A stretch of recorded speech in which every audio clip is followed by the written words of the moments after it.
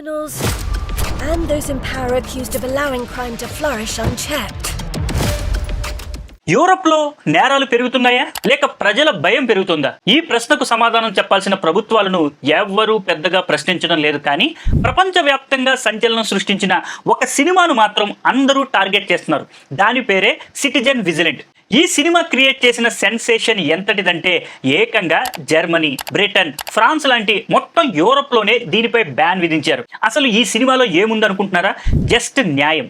అవును, system and law and order తీరుపై కంప్లీట్గా విసిగిపోయి సమాజంలో ఎలాగూ లీగల్గా న్యాయం దొరకదు కాబట్టి స్వయంగా తానే రంగంలోకి దిగి జస్టిస్ చేయాలనుకునే మైకేల్ సాండర్స్ అనే వ్యక్తి చుట్టూ తిరిగే ఒక పక్కా యాక్షన్ థ్రిల్లర్ కథే ఈ సిటిజన్ విజిలెంటే. అసలు ఈ సినిమాలో ఏముంది? ఒక సినిమాను చూసి అగ్ర రాజ్యాలు ఎందుకు వణికిపోతున్నాయి అన్నది ఈ వీడియోలో డీటెయిల్గా తెలుసుకుందాం. Do you want justice? Yes. Let's get some fresh blood. You walk down the street and you get stabbed or robbed. He's a real hero. Amitabh Bachchan అర్ధరాత్రి వేళ విలన్ల గుండెల్లో రైళ్లు పరిగెత్తించే షహన్షా సినిమా గుర్తుందా? సరిగ్గా అదే స్టైల్లో నేరాలకు పాల్పడే illegal migrants and corrupt officials ను టార్గెట్ చేస్తూ వచ్చిన సిటిజన్ విజిలెంటే ఇప్పుడు గ్లోబల్ లెవెల్లో హాట్ టాపిక్ గా మారింది. Bollywood block buster movie Dhurandhar మన దేశంలో టెర్రరిజం పై ఎలాంటి అగ్రెసివ్ అండ్ నేషనలిస్టిక్ అప్రోచ్ తో పొలిటికల్ సెన్సేషన్ క్రియేట్ చేసిందో ఈ సినిమా కూడా యూకే అండ్ ఎంటైర్ యూరోప్ లోని కరెంట్ సోషియో పొలిటికల్ సిచ్యువేషన్స్ ను పాయింట్అవుట్ చేస్తూ అంతకంటే గట్టిగా డిబేట్స్ కు దారి తీసింది. చట్టాన్ని చేతుల్లోకి తీసుకునే ఒక హీరో కథతో పక్కా పొలిటికల్ ఎజెండాను టచ్ చేసినందుకే దీనిని యూరోప్ లో ఒక మోస్ట్ కాంట్రవర్షియల్ ఫిల్మ్ గా డిక్లేర్ చేశారు. ఏకంగా జర్మనీతో పాటు పలు యూరోపియన్ కంట్రీస్ ఈ సినిమాకు అఫీషియల్ ఏజ్ రేటింగ్ ఇవ్వడానికి కూడా నో చెప్పేసి థియేటర్ వైపు రాకుండా అడ్డుకున్నాయంటేనే అర్థం చేసుకోవచ్చు దీని రేంజ్ ఏంటో.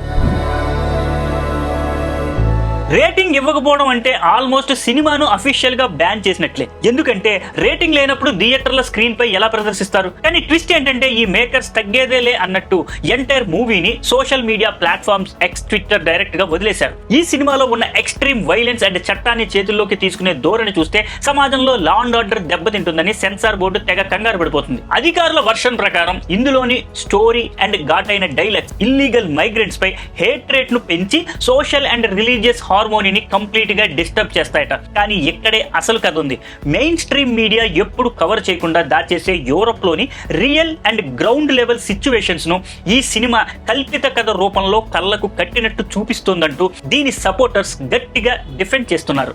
గత కొన్నేళ్లుగా illegal migration and cultural clashes వల్ల లోకల్ పీపుల్ కు మైగ్రెంట్స్ కు మధ్య టెన్షన్ ఏ రేంజ్ లో పీక్స్ కు వెళ్ళాయో అందరికీ తెలిసిందే. ఒక పక్క క్రైమ్ రేట్స్ పెరిగిపోతుంటే మరో పక్క అక్కడి జ్యుడిషియల్ సిస్టమ్ చేతులెత్తేయడంతో కామన్ మ్యాన్ కు అసలు సేఫ్టీ లేకుండా పోయింది. ఇక్కడి అనలిస్టులు చెబుతున్న పాయింట్ ఒకటే, ఈ మితిమీరిన లిబరల్ పాలసీలు, కంట్రోల్ లేని వలసలు యూరోప్ ట్రెడిషనల్ కల్చర్ ను, వాళ్ళ ఐడెంటిటీని కంప్లీట్ గా కొంప ముంచుతున్నాయట. దాంతో జనాలు తమ కల్చరల్ హెరిటేజ్ ను ఎక్కడ కోల్పోతామో అని తెగ ఇన్సెక్యూర్ ఫీల్ అవుతున్నారు. అందుకే థియేటర్స్ అఫీషియల్ డిస్ట్రిబ్యూటర్స్ ఈ సినిమాను బ్యాన్ చేసి నొక్కేయాలని చూసినా ఇది కాస్త ఒక రేంజ్ సోషల్ మూవ్మెంట్ లా మారిపోయింది. ఇక ఆఖర్లో ఎలాన్ మస్క్ తన ఎక్స్ ప్లాట్ఫామ్ లో ఎంట్రీ ఇచ్చి ఏకంగా 48 గంటల పాటు దీన్ని ఫ్రీగా చూసేలా రీపోస్ట్ చేయడంతో కథ నెక్స్ట్ లెవెల్కి వెళ్ళిపోయింది. ఎలాన్ మస్క్ దెబ్బతో ఈ సినిమా రాత్రికి రాత్రే కోట్లాది మంది స్క్రీన్ల పైకి డిజిటల్ స్పీడ్ తో దూసుకెళ్లింది. దీంతో ఫ్రీడమ్ ఆఫ్ స్పీచ్ అంటూ గొప్పలు చెప్పుకునే దేశాల్లో ఈ రేంజ్ సెన్సార్షిప్ ఏంటని జనాలు లెఫ్ట్ అండ్ రైట్ తిట్టిపోస్తున్నారు. ప్రభుత్వం ఎలాగూ చేదు నిజాలను అణిచివేయాలని చూస్తుందని పబ్లిక్ కి ఆల్రెడీ క్లారిటీ వచ్చేసింది. అందుకే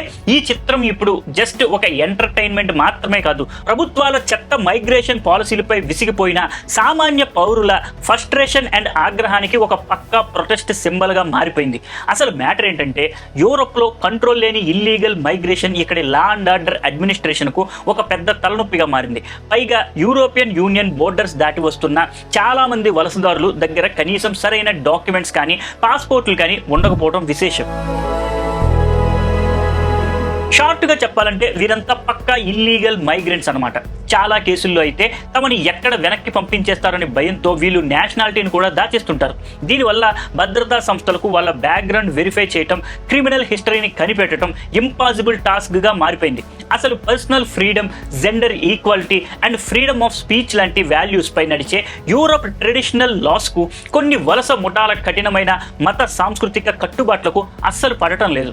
దాంతో ఈ యూరోపియన్ చట్టాలు నేరుగా కొలాప్స్ అవుతూ డొమెస్టిక్ వైలెన్స్, ఫోర్స్డ్ మ్యారేజెస్ అంటూ సోషల్ ఐసోలేషన్ కు దారితీస్తున్నాయి. ఇక అన్నింటికంటే దారుణం ఏంటంటే యూకే హిస్టరీలోని most shocking and painful legal వెల్లడింపుగా నిలిచిన గ్రూమింగ్ గ్యాంగ్స్ ఇష్యూ బ్రిటన్ ఏ రేంజ్ లో కుదిపేస్తుందో మనందరికీ తెలిసిందే. అక్కడ చాలా నగరాల్లో జరిగిన అఫీషియల్ ఎంక్వైరీస్ మైండ్ బ్లోయింగ్ నిజాలు బయటపడుతున్నాయి. ముఖ్యంగా 2014 నాటి ఒక రిపోర్ట్ ప్రకారం బ్రిటిష్ పాకిస్తానీ పురుషులతో కూడిన ఒక ఆర్గనైజ్డ్ నెట్వర్క్ కేర్ హోమ్స్ లో ఉండే వేలాది మంది లోకల్ బ్రిటిష్ అమ్మాయిలకు డ్రగ్స్ అలవాటు చేసి ఘోరంగా ఎక్స్ప్లాయిట్ చేశారని తేలింది. అంత జరుగుతున్నా, హింట్స్ వస్తున్నా కూడా local police, social workers and council officials ఏళ్ల తరబడి ఎలాంటి సీరియస్ యాక్షన్ తీసుకోకపోవడమే ఇక్కడ బిగ్గెస్ట్ షాకింగ్ మ్యాటర్.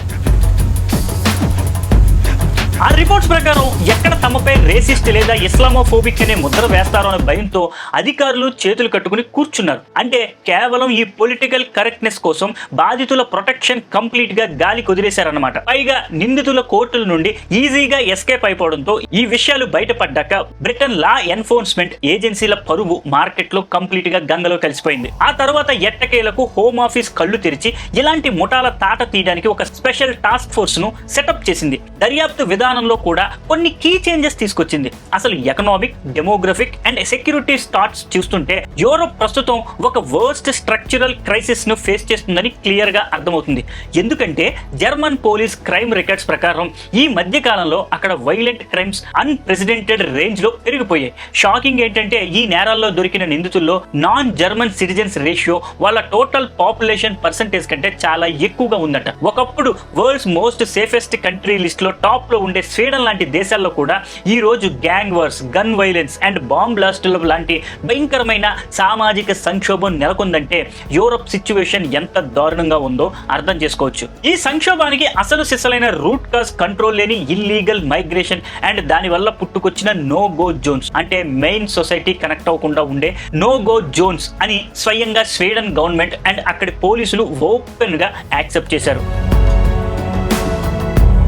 అసలు ఒకప్పుడు పీస్ఫుల్ గా ఉంటూ ఈ రోజు మనకు తెలిసిన చాలా దేశాలు గతంలో చాలా ఉండేవి కావు. కానీ ఇప్పుడు వాటి identity and biography and demography complete గా చేంజ్ అయిపోయాయి. ఈ ఇల్లీగల్ మైగ్రెంట్స్ దెబ్బకు తమ ఒరిజినల్ గుర్తింపును పూర్తిగా కోల్పోయి అస్తిత్వ పోరాటం చేస్తున్న దేశాల్లో మిడిల్ ఈస్ట్ లోని చిన్న దేశమైన లెబనాన్ బెస్ట్ ఎగ్జాంపుల్. 20వ దశాబ్దం మధ్య కాలంలో లెబనాన్ హిస్టరీ చూస్తే అసలు మైండ్ బ్లాక్ అయిపోతుంది. ఎందుకంటే ఎకనామికల్లీ, కల్చరల్లీ అండ్ సోషల్లీ ఎంతో మోడర్న్ గా ఉంటూ డెవలప్ అవడంతో దీన్ని Paris of the middle east అని పిలిచేవారు. కానీ 1948 అండ్ 1967 నాటి అరబ్ ఇజ్రాయెల్ వార్స్ తర్వాత సీన్ రివర్స్ అయిపోయింది. పొరుగు దేశాల నుండి లక్షలాది మంది శరణార్థులు అండ్ మైగ్రెంట్స్ ఒక్కసారిగా లెబనాన్ లోకి ఎంట్రీ ఇచ్చారు. జనాభా కూర్పులో వచ్చిన ఈ సడన్ చేంజ్ అక్కడి sensitive political and religious balance ను కంప్లీట్ గా దెబ్బతీసింది. నిజానికి 1932 నాటి సెన్సస్ ప్రకారం లెబనాన్ ఒక క్రిస్టియన్ మెజారిటీ కంట్రీ. పైగా క్రైస్తవులు, ముస్లింల పాపులేషన్ బ్యాలెన్స్ బేస్ చేసుకుని అప్పట్లో ఎంటైర్ అడ్మినిస్ట్రేటివ్ సిస్టమ్ ని డిజైన్ చేశారు. కానీ ఈ భారీ స్థాయి ఇల్లీగల్ మైగ్రేషన్ అండ్ వలసదారుల ఇంటర్నల్ పాలిటిక్స్ జోక్యం వల్ల చివరికి 1975లో అక్కడ ఒక భయంకరమైన సివిల్ వార్ స్టార్ట్ అయ్యి ఏకంగా 15 ఏళ్ల పాటు ఆ దేశాన్ని సర్వనాశనం చేసింది. సరిగ్గా లెబనాన్ లాగే సైప్రస్ కూడా ఇల్లీగల్ మైగ్రేషన్ దెబ్బకు తీవ్రమైన ఇబ్బందులు ఫేస్ చేస్తుంది. దాంతో దాని పాత గుర్తింపు ఇప్పుడు కంప్లీట్ గా డేంజర్ లో పడింది. మెడిటేరియన్ సీలో ఉండే ఈ బ్యూటిఫుల్ ఐలాండ్ కంట్రీ హిస్టారికల్ గా గ్రీక్ కల్చర్ అండ్ క్రిస్టియన్ ఐడెంటిటీకి మెయిన్ సెంటర్ గా ఉండేది. కానీ 15వ శతాబ్దంలో ఒట్టోమన్ ఎంపైర్ చేతిలోకి వెళ్ళాక టర్కీ నుండి ఇక్కడికి వలసలు స్టార్ట్ అయ్యాయి. ఇక మోడర్న్ టైమ్స్ లో అయితే 1974లో టర్కీ చేసిన మిలిటరీ ఇన్వేషన్ తర్వాత టర్కీ మెయిన్ ల్యాండ్ నుండి భారీ సంఖ్యలో మైగ్రెంట్స్ అండ్ సెటిలర్స్ వచ్చి సైప్రస్ నార్థన్ రీజియన్ ను ఆక్యుపై చేసి మరీ సెటిల్ అయిపోయారు. ఈ ఆర్టిఫిషియల్ అండ్ అన్కంట్రోల్డ్ మైగ్రేషన్ దెబ్బకు సైప్రస్ శాశ్వతంగా 2 ముక్కలైపోయింది. అందులో నార్థన్ పార్ట్ కంప్లీట్ గా టర్కిష్ అండ్ ముస్లిం ఐడెంటిటీగా మారిపోతే సదరన్ పార్ట్ మాత్రం గ్రీక్ అండ్ క్రిస్టియన్ రీజియన్ గా మిగిలిపోయింది. విదేశాల నుండి ఇల్లీగల్ మైగ్రెంట్స్ ఏ రేంజ్ లో వచ్చి పడ్డారంటే ఈ రోజు నార్త్ సైప్రస్ డెమోగ్రఫీ కంప్లీట్ గా చేంజ్ అయిపోయి అక్కడున్న లోకల్ సైప్రియేట్స్ అండ్ ఒరిజినల్ టర్కీ ప్రజలే తాము మైనారిటీలుగా మారిపోయామని తెగ ఫీల్ అవుతున్నారు. సరిగ్గా ఇదే తరహా ఐడెంటిటీ క్రైస్ అండ్ డేంజర్ ను యూరోప్ లోని పెద్ద దేశాలు కూడా ఫేస్ చేస్తున్నాయి. అందుకే అక్కడి పబ్లిక్ తమ సెల్ఫ్ సెంట్రిక్ పొలిటికల్ లీడర్స్ పై లెఫ్ట్ అండ్ రైట్ తిరగబడుతున్నారు. దీనికి బెస్ట్ ఎగ్జాంపుల్ ఏంటో తెలుసా? ఈ రోజు లండన్ వీధుల్లోకి వెళ్తే ఈ డెమోగ్రఫిక్ చేంజెస్ మనకు క్లియర్ కట్ గా కళ్ళ ముందే కనిపిస్తాయి. నేడు Britain capital London, France capital Paris and జర్మనీలోని ఫ్రాంక్ఫర్ట్ లాంటి మెట్రోపాలిటన్ సిటీస్ డెమోగ్రఫీలో హిస్టారికల్ చేంజెస్ వచ్చాయి. అఫీషియల్ స్టాటిస్టిక్స్ చూస్తే షాక్ అవుతారు. లండన్ పాపులేషన్స్ లో ఏకంగా 37% మంది విదేశాల్లో పుట్టి ఇక్కడికి వచ్చిన వాళ్ళే. దాంతో చాలా వెస్ట్రన్ సిటీస్ లో ఒకప్పుడు ట్రెడిషనల్ క్రిస్టియన్ లేదా యూరోపియన్ ఐడెంటిటీ ప్లేస్ లో ఇప్పుడు కంప్లీట్ గా ఒక multi cultural and multi religious society setup అయిపోయింది. అంటే ఇస్లామీకరణ అక్కడ స్టార్ట్ అయింది.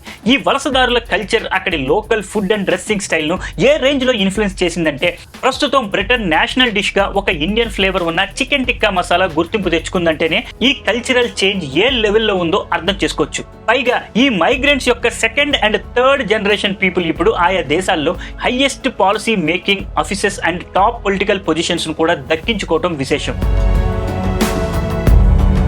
స్కాట్లాండ్ మాజీ ప్రధాని Humza Yousaf, New York mayor race లో ఉన్న జోహ్రన్ మందాని లాంటి వాళ్ళే దీనికి పక్క ఎగ్జాంపుల్స్. ఈ దేశాల పొలిటికల్ ఐడెంటిటీ అనేది ఇకపై కేవలం అక్కడి లోకల్స్ లేదా మూలవాసులకే పరిమితం కాదని చెప్పడానికి ఇంతకంటే బెస్ట్ నిదర్శనం ఇంకేం కావాలి? ఇప్పుడు జరిగే ఎలక్షన్స్ లో కూడా ఈ మైగ్రెంట్స్ యొక్క భారీ పాపులేషనే విన్నింగ్ ఫ్యాక్టర్ ను డిసైడ్ చేస్తుంది. దీనివల్ల ప్రజెంట్ ఆయా దేశాల్లో 2 రకాల పొలిటికల్ ట్రెండ్స్ క్లియర్ గా కనిపిస్తున్నాయి. ఒకటి వలసలను గుడ్డిగా సమర్థించే గ్రూప్ అయితే, రెండోది తమ ఒరిజినల్ ఐడెంటిటీ ఎక్కడ కొట్టుకుపోతుందని భయపడే illegal migration left and right oppose చేసే group. France, Germany and Sweden దేశాల్లో ఈ పొలిటికల్ వార్ ఏ రేంజ్ లో ఉందో మనం చూస్తూనే ఉన్నాం.